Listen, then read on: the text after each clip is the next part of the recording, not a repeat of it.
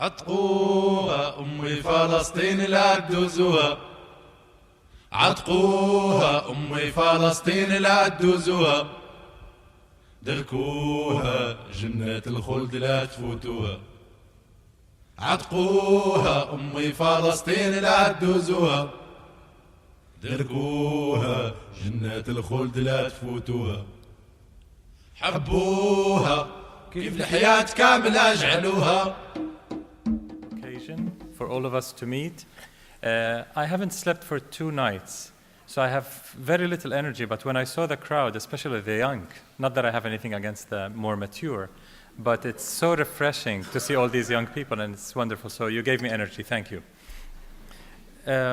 We're meeting here with a sense of urgency. It's not just another meeting about the Middle East.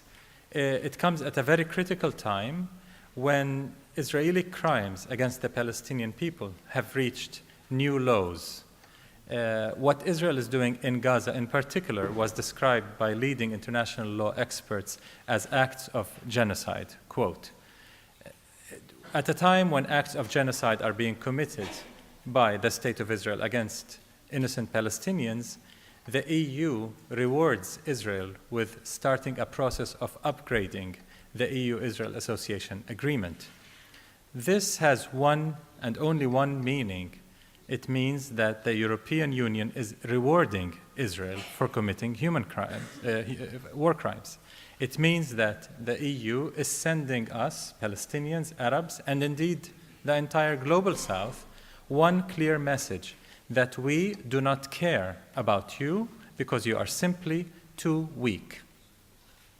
This means that the EU is supporting the law of the jungle rather than the rule of law. If you're strong, you can impose your will. If you're weak, nobody will care about your rights. This is the message that's being sent. Is this the Europe that you have envisioned? A Europe that supports the law of the jungle, that supports the US atrocities in Iraq and Afghanistan and across the world, the hegemony of the US across the world? Is this the European Union that European citizens have dreamed of? I doubt it. When it comes to the complicity of the EU, we are meeting here to say enough. Enough to EU complicity, enough to Israel's impunity, enough to occupation, racial discrimination, and apartheid by the State of Israel. We're here not just to make speeches, we're here to act. We're here to make an effort to give effective solidarity, not just lip service, not just talk. Not that solidarity movements have not been doing a good job, they have. Many solidarity movements have been doing wonderful work in the media, in demonstrations, and so on. But unfortunately, in 2008, with all what's happening, this is no longer sufficient. This will not cut it. We have to move on to the next stage of effective solidarity. The great majority of Palestinian civil society spells effective solidarity in 3 letters: BDS, boycott, divestment, and sanctions.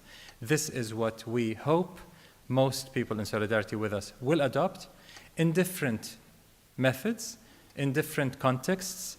BDS is context sensitive. You cannot apply the same sanctions or boycotts in Spain like you do in Germany, like you do in Australia, and so on and so forth. Every country differs. Depends on the movement, its maturity, the context, and so on.